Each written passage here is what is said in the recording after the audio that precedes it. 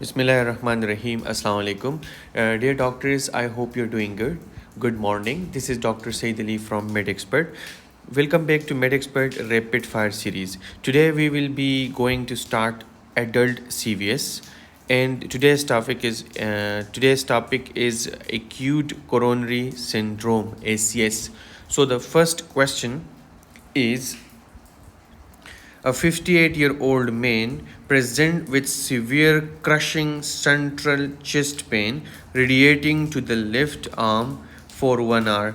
ECG shows ST segment elevation in lead 2, 3 and AVF. What is the most likely diagnosis? सुने students, मैं आपको एक clue बता रहा हूँ. जब भी आपको ये कहें कि टिपिकल जो मतलब क्लिनिकल फीचर्स है, जो टिपिकल क्लिनिकल फीचर्स है जिसमें चेस्ट पेन है, ठीक है, इसमें से कोई भी आपको बता सकते हैं, ठीक है. पेन जो है वो आपका रेडिएट कर रहा हो किधर, लेफ्ट आर्म में या जॉ में, ठीक है.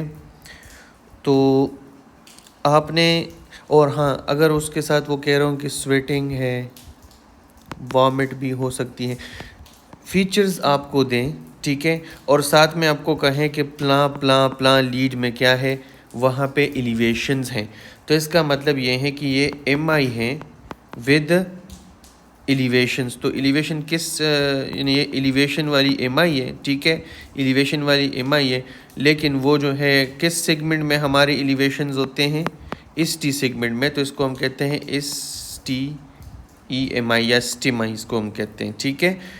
तो अगर हम यहाँ पे देखें तो ये आपका क्या है, STEMI यानी स्टिमाई है, ठीक है. आपका MI के फीचर्स हैं, MI चल रहा है लेकिन उसमें ECG में जो लीड्स हैं वहाँ पे ST एलिवेशंस हो चुका है, ठीक है.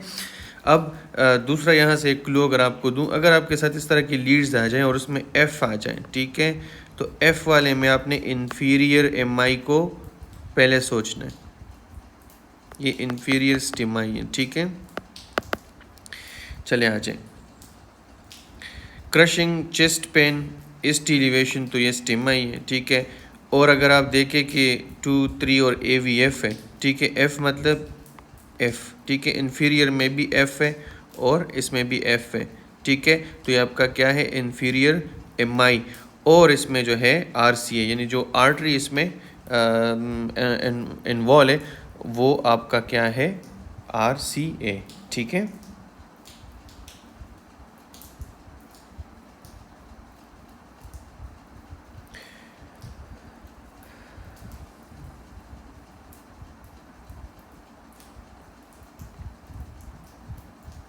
अच्छा, यहाँ पे अगर हम क्विक रैपिड फायर पढ़ें, बेस्ट इनिशियल इन्वेस्टिगेशन में हम 12 लीड ECG करेंगे. याद रखें स्टूडेंट्स, आप लोग जो है विद इन 10 मिनट्स ECG लाजमी परफॉर्म करें. और इन्वेस्टिगेशन ऑफ चॉइस जो है वो आपका ECG है और हाई सेंसिटिविटी कार्डियक ट्रोपोनिन है. लेकिन याद रखिए, अगर ECG में ST एलिवेशंस हैं, ठीक है, आप बेशक ट्रोपोनिन भेज दें, लेकिन आपने रिपरफ्यूजन थेरेपी के लिए ट्रोपोनिन पे रिलाई नहीं करना, आपने ट्रोपोनिन के लिए वेट नहीं करना, आपने जल्द ही जल्द जो है पेशेंट को ACS प्रोटोकॉल देना है. और आप जो जितना जल्दी हो सके आपने PCI करना है. PCI का जो टाइम विंडो है वो लेस देन 90 मिनट्स है. 90 मिनट्स के अंदर अंदर आपने इस पेशेंट में PCI करना है, लेकिन सबसे पहले आपने इनिशियल थेरेपी में ACS प्रोटोकॉल देना है, ठीक है. अच्छा, गोल्ड स्टैंडर्ड इन्वेस्टिगेशन इसमें क्या है, वो है कोरोनरी एंजियोग्राफी, लेकिन वो बाद की बातें हैं, ठीक है, लेकिन जल्दी जल्दी आपने जो करना है वो. अच्छा, इनिशियल मैनेजमेंट में हमने ACS प्रोटोकॉल देना है, ठीक है, उसमें हमने एस्प्रिन देना है. अमूमन हम 300 तक देते हैं, 325 वो अपने पेशेंट को स्टेट दे देना है, ठीक है, वो अचीव कर लेगा, पर ओरल देना है, ठीक है. और P2Y12 इनहिबिटर यानी क्लोबिडोग्रिल, ठीक है, क्लोबिडोग्रिल जो है वो आपने पेशेंट को दे देना है, क्लोबिडोग्रिल की गोली दे देनी है. एंटीकोगुलेशन में जैसे हेपरिन वगैरह, हाई सेंसिटिव स्टैटिन में जो है आपने क्या देना है, आपने इसमें जैसे कि एटोरास्टैटिन या वेस्टोटिन जो है वो चीज़ें आपने देनी है।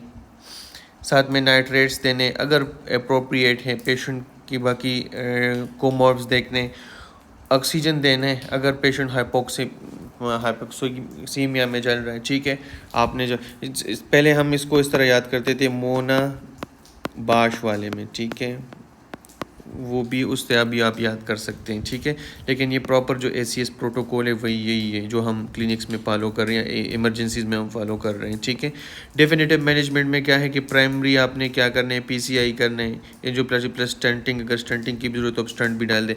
NRE के लिए हाई यील्ड जो क्वेश्चन जिस पे आते हैं वो टाइम विंडो पूछते हैं। टाइम विंडो PCI के लिए क्या है, PCI के लिए टाइम विंडो जो है लेस देन 90 मिनट्स है। ठीक है, इक्वल टू या लेस देन।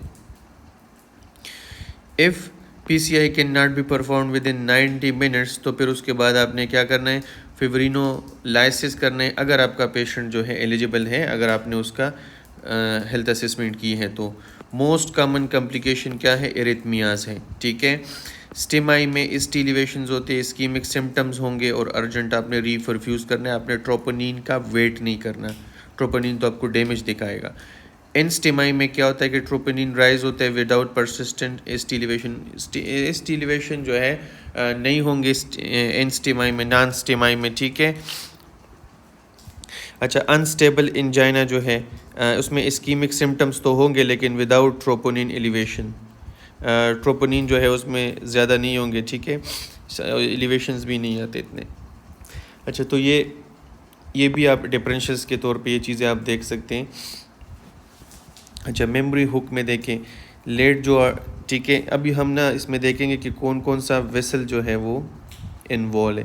तो याद रखें V1 V2, अगर V1 और V4 में इन दो लीड्स में अगर एलिवेशंस हो तो ये आपका इंटीरियर वॉल MI है। ठीक है, इसको ऐसे याद करें फ़र्ज़ के ये V है, V का मतलब होता है वेंट्रल। वेंट्रल जो है वो भी मेडिकल वर्ड में फ्रंट को कहते हैं, इंटीरियर साइड को वेंट्रल कहते हैं। ठीक है, तो ये जो VV वाला है इसको वेंट्रल का जो स्टार्ट से है, ठीक है, 1 से 4 तक, तो ये आपका इंटीरियर हो गया। ठीक है, अब इसका अपोजिट अगर हम ले इन दो लीड्स का, तो अगर हम देखें तो इसमें हम ये देख सकते हैं कि अगर हम जैसे कि V7 और V9 होते हैं, इधर मेरे हाथ से नहीं लिखा V7 और V9 में अगर इन लीड्स में आपका एलिवेशंस आ जाए तो ये आपका है पोस्टीरियर वाल MI। ठीक है, यानी V वाले जो हैं, जो पेवर जो V में एलिवेशंस होंगे V1 और V1 से लेके V4 तक, तो वो आपका क्या है, वो आपका वेंट्रल में आएगा। ठीक है, और यानी इंटीरियर वाले MI में आएगा। और अगर V7 और V9 तक तो वो आपका क्या आएगा, पोस्टीरियर वाल MI आएगा। ठीक है, आपने ये भी याद रखना है कि ये इसमें लेड है। ठीक है, अच्छा, RCA जो है इसमें इन्वॉल्व है, राइट कोरोनरी आर्टरी। इसमें आपका क्या है कि अगर इधर देखें तो इन्फीरियर वाली MI है, इन्फीरियर वाली MI में F है तो इसमें भी F है। ठीक है, लीड्स देख लें। इसी तरह आप इधर देख लें, लेटरल वाली MI में L है तो इधर जो है AVL है। ठीक है, और इधर भी लेफ्ट सर्कम्फ्रेंस आर्टरी है। ठीक है, तो ये चीज़ें आपने देखनी है। स्टिमाई में टाइम इज़ मसल। ठीक है, टाइम इज़ मसल का क्या मतलब है कि जितना टाइम गुजरेगा उतना आपका मसल जो है वो टूटेगा। ठीक है, first test to suspect ACS जो है एक्यूट कोरोनरी सिंड्रोम को देखने के लिए सबसे पहले ECG होती है। Most specific biomarker cardiac troponin है। स्टिमाई में प्राइमरी PCI करेंगे। NRE के हवाले से जो PCI का टारगेट टाइम पे क्वेश्चन आता है वो लेस देन 90 मिनट्स है। इन्फीरियर वाली MI में ये वाला वेसल है। ठीक है, इन्फीरियर वाली MI हो, हाइपोटेंशन हो, रेस GVP हो, क्लियर लंग्स हो तो ये RV इन्फॉक्शन है। ठीक है, RV इन्फॉक्शन, उसमें फिर आपने क्या करना है, अवॉइड करने नाइट्रेट्स को। ठीक है, ये आप सारा देख लें। नेक्स्ट क्वेश्चन है कि 68 year old man present with progressive shortness of breath, orthopnea ankle swelling and fatigue. Examination revealed raised GVP, bilateral basal crackles, peripheral edema and स्त्री गैलॉप। ठीक है, जितने भी फीचर्स बता रहे हैं, ठीक है, सिर्फ स्त्री गैलॉप से ही आप अंदाज़ा लगा सकते हैं कि ये हार्ट फेलियर है। ठीक है, बाकी भी फीचर देखें, एडिमा देखें, क्रैक्स देखें, आर्थोपनिया देखें, ये सारा कुछ देखें, क्योंकि लंग्स में जो है पल्मोनरी एडिमा भी हो चुका है। ठीक है, जब हार्ट फेल है तो हर जगह एडिमा हो जाएगा। पेरिफेरल एडिमा भी है, लंग्स में भी एडिमा है, तभी तो बायलैटरल बेजल क्रैक्स आ रहे हैं। ठीक है, क्रैकल्स आ रहे हैं और स्त्री गैलॉप भी आ रहे हैं, तो आपका है हार्ट फेलियर। ठीक है, डिस्पनिया हो, अर्थपनिया हो, रेस जीवीपी हो, एडिमा हो, तो ठीक है, स्त्री जो है वो हार्ट फेलियर को शो करता है। स्त्री जो है वेंट्रिकुलर वॉल्यूम ओवरलोड को भी शो करता है। ठीक है, दो चीज़ें शो करता है और ये दोनों हार्ट फेलियर ही हैं। अच्छा देखें, हार्ट फेलियर में क्या होता है कि मैंने आप लोगों को कहा हर जगह पे सूजन हो जाएगी, हर जगह पे एडीमा हो जाएगा, यानी हार्ट में हेपेटोलॉजी यानी जो हेपेटोमेगेली, लीवर के अंदर जो है वहाँ पे पूलिंग का ब्लड हो जाएगा तो हेपेटोमेगेली हो जाएगी। ई से ईडीमा, ए से ईयर हंगर, मतलब वो डिस्पनिया आर्थोपनिया वाला जल्दी जल्दी सांस लेगा। रेस जीवीपी और टी से थर्ड हार्ट साउंड। ठीक है, तो आप इस हार्ट इससे भी आप याद कर सकते हैं। ठीक है,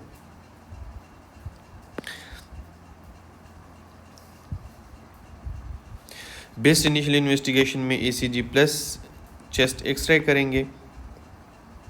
चेस्ट एक्सरे इसलिए करेंगे कि पल्मोनरी एडिमा भी देख लें। इन्वेस्टिगेशन ऑफ चॉइस जो है वो 2D इको है। Gold standard investigation, no single gold standard test, echocardiography confirm the EF. Ejection fraction को वो क्या करेगा और स्ट्रक्चर डिजीज को यानी 2D को बेस्ट मैनेजमेंट है, बेस्ट इन्वेस्टिगेशन है, सॉरी। इनिशियल मैनेजमेंट में क्या करना है, फ्रूसमाइड देने फॉर कंजेशन। देखिए फ्रूसमाइड क्यों देने, ताकि आपने वाटर को निकालना है, यानी जो एडिमा है उसको ख़त्म करना है। लंग्स में भी एडिमा हुआ है, हर जगह एडिमा है, पानी को जिस्म से निकालना है। ठीक है, फ्रूसमाइड देने। डेफिनेटिव मैनेजमेंट का ट्रीट अंडरलाइन काज, गाइडलाइन डायरेक्टेड मेडिकल थेरेपी करनी है।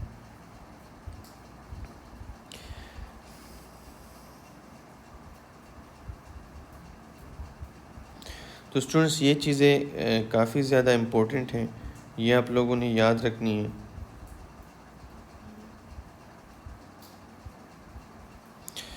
अच्छा, तो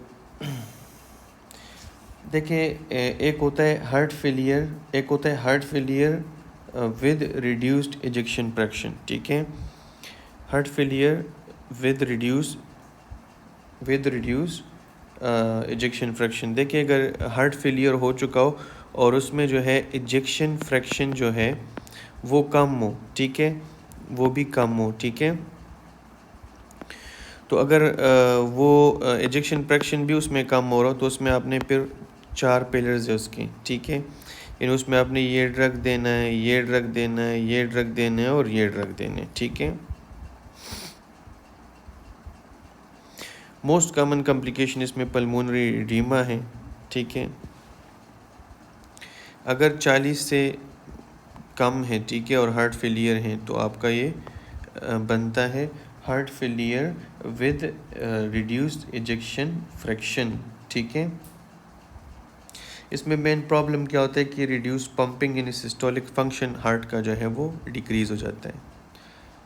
ये सारी चीज़ furosemide relieve congestion but does not improve long term survival. इसी तरह ये पॉइंट्स जो लिखे हैं बहुत इंपॉर्टेंट है, ये आप पढ़ लें। ठीक है,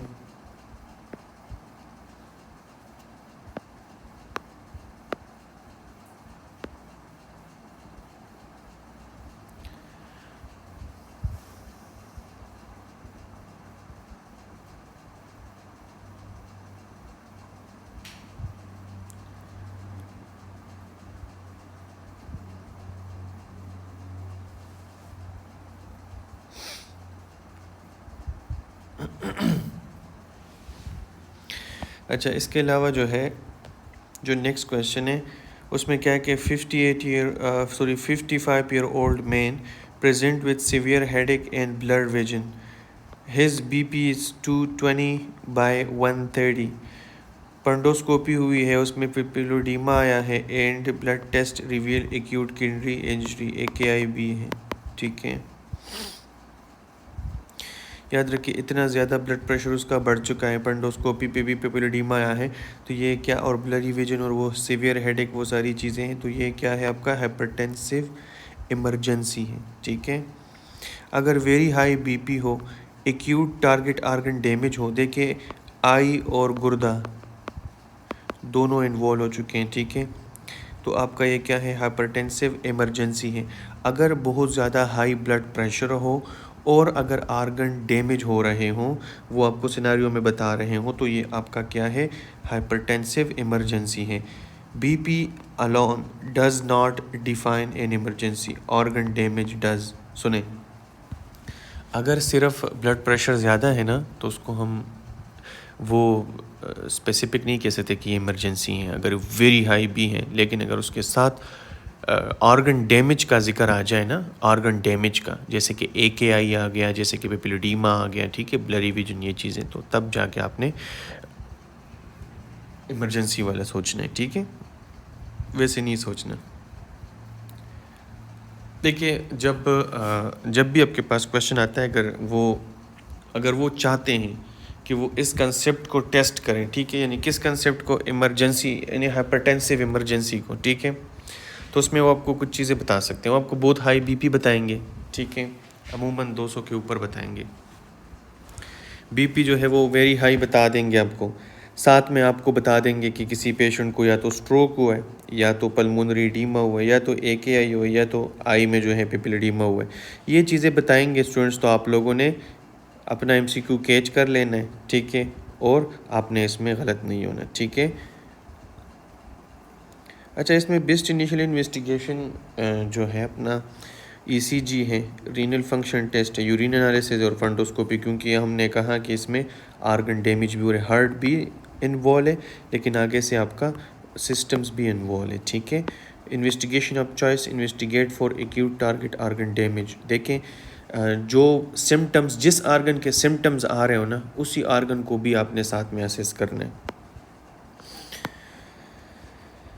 इनिशियल क्या है कि IV एंटी हाइपरटेंसिव थेरेपी देनी है, reduce BP gradually not suddenly, definitive management treat the underline cause, control BP reduction. यानी कंट्रोल्ड बीपी रिडक्शन का मतलब है कि अपने स्लोली इसको रिड्यूस करना है, एकदम से आसमान से ज़मीन पे नहीं गिराना। ठीक है, मोस्ट कॉमन कॉम्प्लिकेशन में स्ट्रोक हो सकते हैं, AKI हो सकते हैं, हार्ट फेलियर हो सकता है, पल्मोनरी एडीमा हो सकते हैं, पिपिलोडीमा हो सकता है। हाइपरटेंसिव इमरजेंसी में क्या होगा, सीवियर हाइपरटेंशन और एक्यूट एंड आर्गन डैमेज होगा। हाइपरटेंसिव अर्जेंसी में क्या होगा, उसमें सीवियर हाइपरटेंशन तो होगा without acute end organ damage. अगर वो आपको सेम यही बीपी बताते, 220/130 बताते, लेकिन आपको वो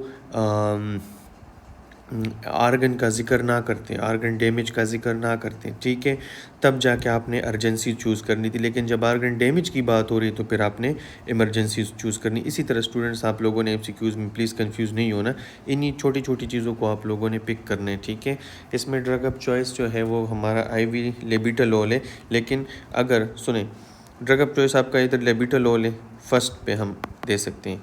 इसके अलावा निकार्डिपीन है, सोडियम नाइट्रोप्रोसाइड है। लेकिन एक बात सुने स्टूडेंट्स, लेबिटालोल को आपने आस्थमेटिक पेशेंट में आपने नहीं देना, कंट्राइंडिकेटेड है। ठीक है, वरना वो बीपी आप नीचे लाते लाते वो अल्लाह को प्यारा हो जाएगा, उसकी सांस की नाली बंद हो जाएगी। ठीक है, तो आस्थमा वाले पेशेंट में लेबिटालोल हरगिज़ नहीं देनी। स्टूडेंट्स, ये भी सेम चीज़ें आप लोग पढ़ लें।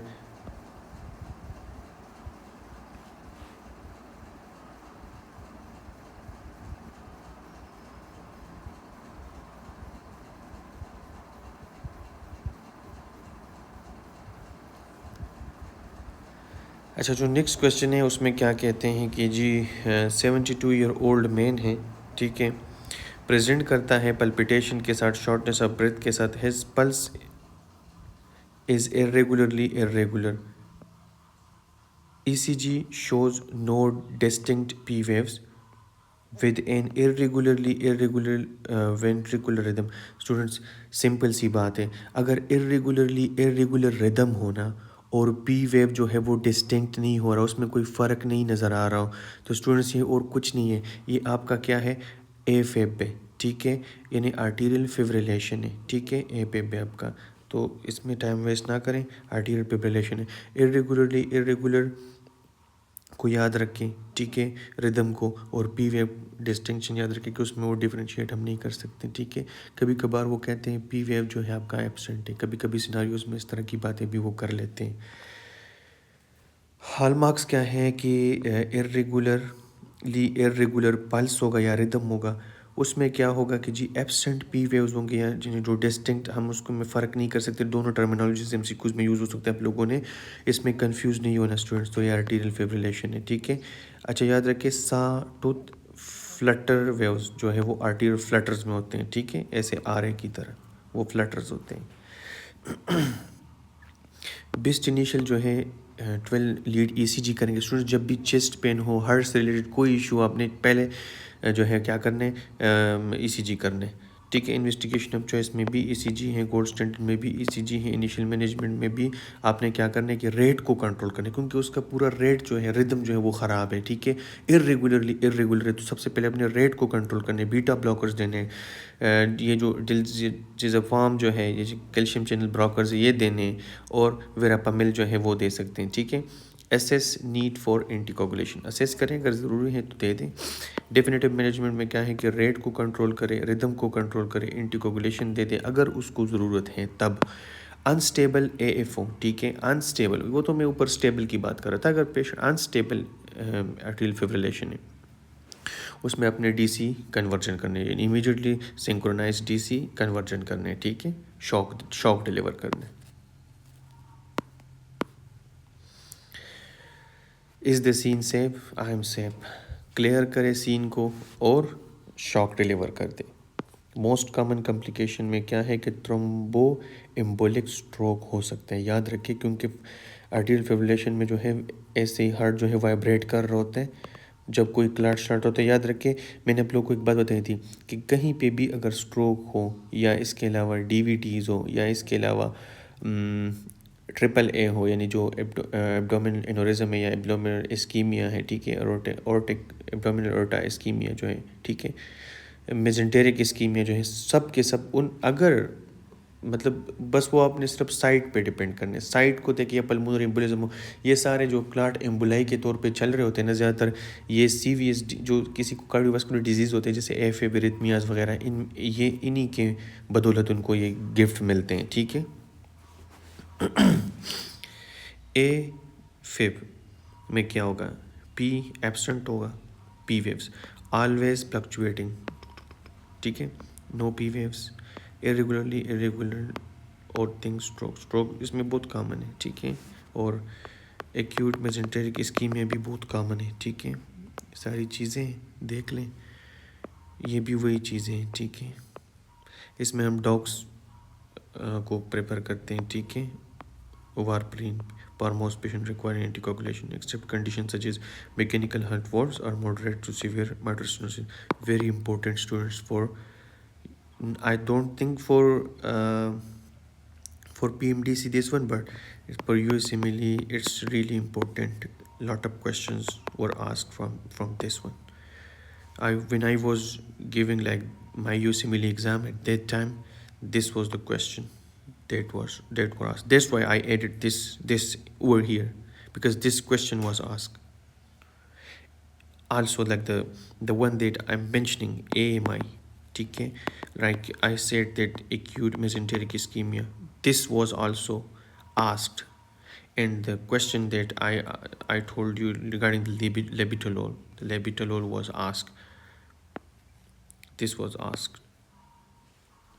So students, anything that I'm trying to put in the notes, it means it's really important, not just for your PMDC exam but also for your simile pleb and those kind of competitive licensing exams. I'm sorry. तो ये चीज़ें students आप लोगों ने याद रखनी है, ठीक है। ये नारी के लिए इम्पोर्टेंट है।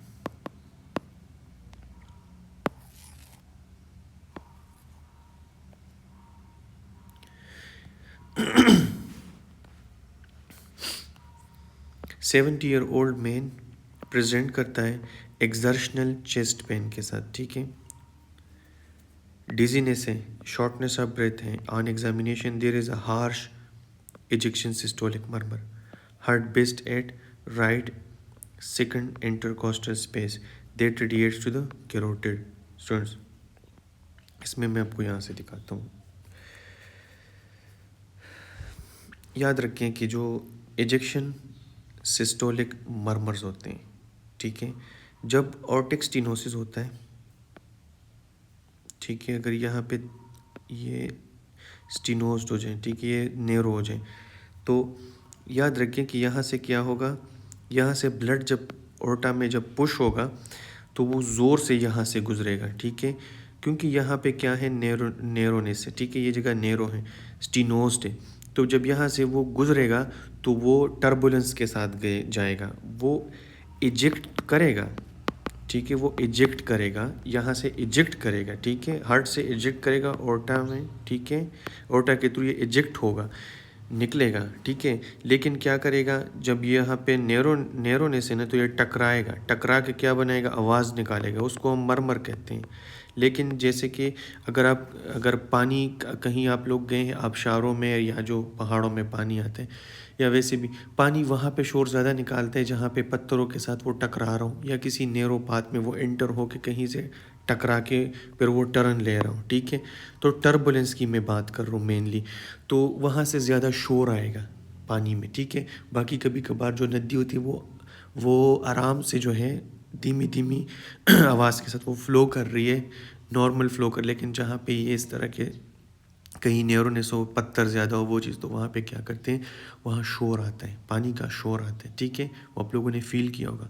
तो सुने, ये वही जो मैं कह रहा हूँ हार्श मरमर्स एजेक्शन, सुने, हार्श एजेक्शन मरमर्स, तो याद रखिए ओर्टा तो यार अब फिर अरोटा है, या ओरोटा नहीं ओर्टा ठीक है, ओर्टा आज मेरा गला ख़राब है, ओर्टा, ठीक है, तो जब भी यहाँ से ही तो ज़ोर से ये ब्लड निकलेगा, ठीक है, इजेक्ट होगा, तो जब यहाँ से इजेक्ट होगा, यहाँ स्टीनोसिस होगा, तो यहाँ पे आसानी से ये आप याद रखें कि हार्श इजेक्शन सिस्टोलिक मरमर। सिस्टोलिक क्यों होंगे, क्योंकि जब आपका हार्ट कंट्रैक्ट होगा तो ब्लड निकलेगा ना, तो तभी सिस्टोलिक होंगे, डायस्टोलिक नहीं होंगे, ठीक है, क्योंकि जब हार्ट आपका कॉन्ट्रैक्ट होगा तब जाके ब्लड, उस हार्ट स्क्वीज़ होगा तो ब्लड निकलेगा ना, तो मतलब ये कि सिस्टोलिक होगा और इजेक्ट हो रहे हैं तो इजेक्शन, ठीक है, और तेज़ मरमर निकल रहे हैं क्योंकि यहाँ पे ही तो मैक्सिमम स्पीड है, तो इसको हम हार्श एजेक्शन मरमर कहेंगे। ये ऑर्टिक स्टीनोसिस का क्लासिक फीचर्स है स्टूडेंट्स,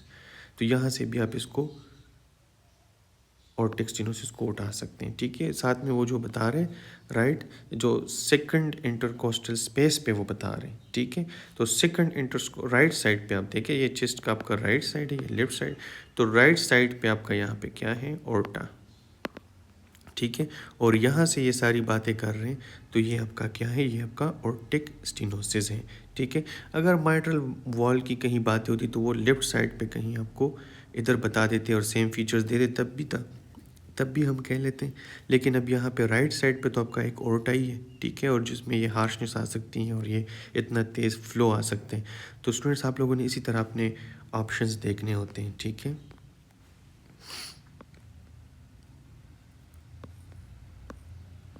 ये भी एक क्लासिक फीचर्स है, एंजाइना, सिंकपी और डिस्पनिया। स्टूडेंट्स एंजाइना इसमें कहाँ से आ गया, एंजाइना इधर से आ गया। एक्सर्शनल चेस्ट पेन ही आपका क्या है, एक्सर्शनल चेस्ट पेन ही आपका एंजाइना का सिम्टम है, ठीक है। इधर डिजीनेस जो आपको बता रही है सिंकपी है, ठीक है, सर चकरा जाता है। अच्छा स्टूडेंट्स, बेस्ट इनिशियल में क्या है कि हम ईसीजी करेंगे, इकोकार्डियोग्राफी करेंगे, इन्वेस्टिगेशन ऑफ चॉइस में 2D इको विद डॉपलर करेंगे, गोल्ड स्टैंडर्ड में इको 2D इको है, इनिशियल मैनेजमेंट में सिम्टमेटिक ट्रीट करना है, कार्डियोलॉजी की तरफ रेफ़र कर दो। डेफिनेटिव मैनेजमेंट में क्या है कि आर्टिक वॉल रिप्लेसमेंट हम करते हैं, AVR जो कि बहुत इंपॉर्टेंट है, TAVR और surgical AVR depending on the patient factor. Most common complication जो है हार्ट फेलियर है, ठीक है।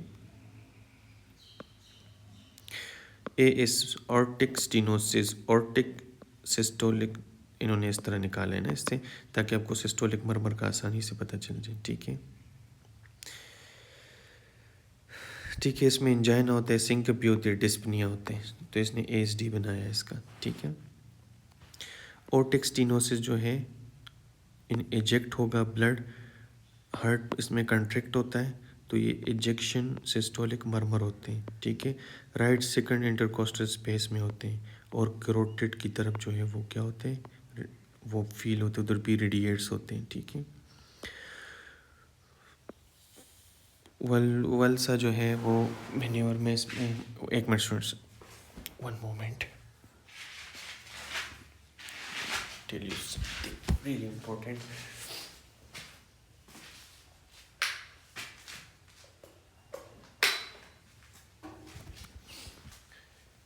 मैं फ़ैन ऑन कर रहा था क्योंकि बिजली चली गई, पाकिस्तान में है तो अच्छा,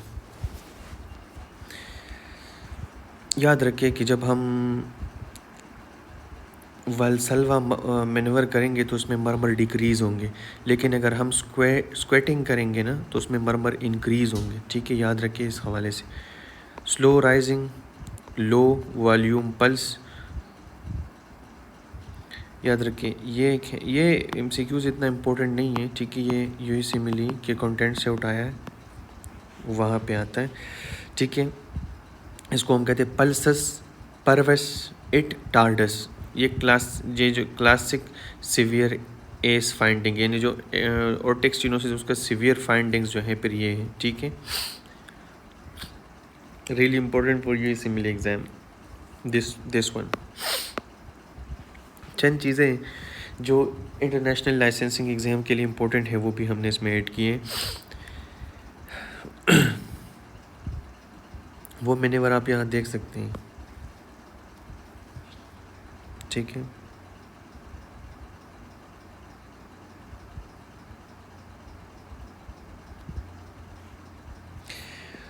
तो स्टूडेंट्स ये चीज़ें आप देख लें, काफ़ी ज़्यादा इम्पोर्टेंट है, लाइन बाय लाइन MCQs हैं। 45 ईयर ओल्ड मैन है, प्रेजेंट करता है एक्सर्शनल डिस्पनिया के साथ, ठीक है, and palpitation, examination reveals high pitch early diastolic murmur. Students एक बात याद रखें, जब भी डायस्टोलिक मरमर्स होना तो रीगर्जिटेशन में डायस्टोलिक मरमर होते हैं, ठीक है।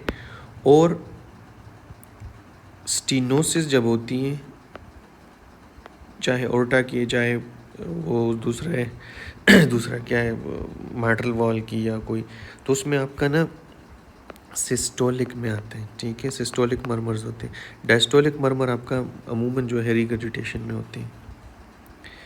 अच्छा, क्योंकि जब हार्ट जो है वो डायलेट होगा ना तब जाके बाहर, ओर्टा इतना हाई स्पीड मतलब जगह है, वहाँ से तो मतलब मैं आपको बताऊं कि वहाँ से वापस तो ब्लड नहीं जा सकता, लेकिन सिस्टोलिक में इधर से प्रेशर पड़ रहा है, ठीक है, तो वो डायस्टोलिक में ही थोड़ा सा वापस जा सकते हैं, जो ओर्टा में ब्लड है वो वापस जा सकते हैं, लेकिन वो डायस्टोलिक में नहीं, हार्ट जब रिलैक्स होगा तब कंट्रैक्ट होगा, तब तो नहीं, ठीक है। अच्छा, साथ में है कि his pulse is bounding with a wide pulse pressure, ये भी बहुत क्लासिक फीचर है, ठीक है। तो स्टूडेंट्स ये है कि ये आपका ऑर्टिक रिगर्जिटेशन है, देखें इसमें अर्ली डायस्टोलिक मरमर होते हैं, ठीक है, बाउंडिंग पल्स होगा, वाइड पल्स प्रेशर होगा, ये आपका ऑर्टिक रिगर्जिटेशन है, ठीक है। इसमें हम कहते हैं वाटर हैमर पल्स होता है, वाटर हैमर पल्स होते हैं, ये क्लासिक क्लू है, ठीक है। सही तरह तो मतलब ब्लड जाएगा, ठीक है, सिस्टोलिक में, लेकिन जैसे ही डायस्टोली आ जाएगी अर्ली, तो क्या हो जाएगा, जब ऊपर से उस पर प्रेशर कम हो जाएगा ना, कि डंडे के ज़ोर पे चल रहे हैं, ऊपर से जब प्रेशर कम होगा, हार्ट की कंट्रैक्शन कम हो जाएगा, वो डायलेट होना शुरू हो जाएगा अर्ली में, तो यहाँ से ब्लड वापस होना शुरू हो जाएगा। जब वापस होगा तो क्या होगा, सडन जो है डिक्रीज़ आ जाएगा, जिसको वाटर हैमर। अच्छा, वाटर हैमर पल्स में क्या है कि हम किसी का हाथ उठाते हैं ना, तो जैसे कि बाजू उठाते हैं किसी का, तो वो बिल्कुल ऐसे वापस जो है आपको ऐसे फील होगा जैसे कि ब्लड ऊपर से नीचे की तरफ चला गया, ठीक है, ऐसे मतलब ब्लड पुश होगा, आपको फील होगा। तो वाटर हैमर पल्स हो, डायस्टोलिक मरमर्स हो, ठीक है, यानी या दूसरे अल्फाज में बाउंडिंग पल्स हो या वाइड पल्स प्रेशर हो, ठीक है। तो ये सारी चीज़ें जो हैं आपका क्या है, ऑर्टिक रिगर्जिटेशन। इससे पहले ऑर्टिक स्टीनोसिस पढ़ा, उसमें हमने कहा हार्श इजेक्शन सिस्टोलिक मरमर होंगे क्योंकि वो सिस्टली में होंगे, और जब ओर्टा में डायस्टली में मरमर होंगे तो वो क्या है, वो आपका ऑर्टिक रिगर्जिटेशन होगा, ठीक है। इन दो में ये डिफरेंस है।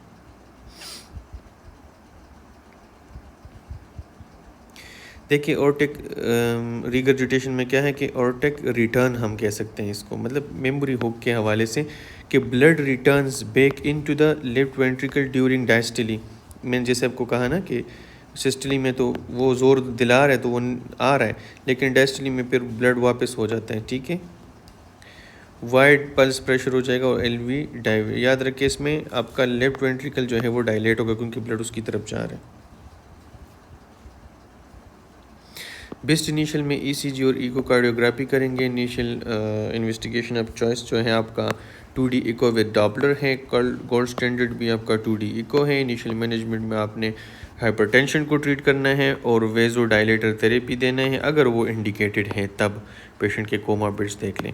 डेफिनेटिव मैनेजमेंट में क्या करना है, AVR करना है, यानी ऑर्टिक वॉल रिप्लेसमेंट करने। वॉल ख़राब है तभी रिगर्जिटेशन हो रहा है।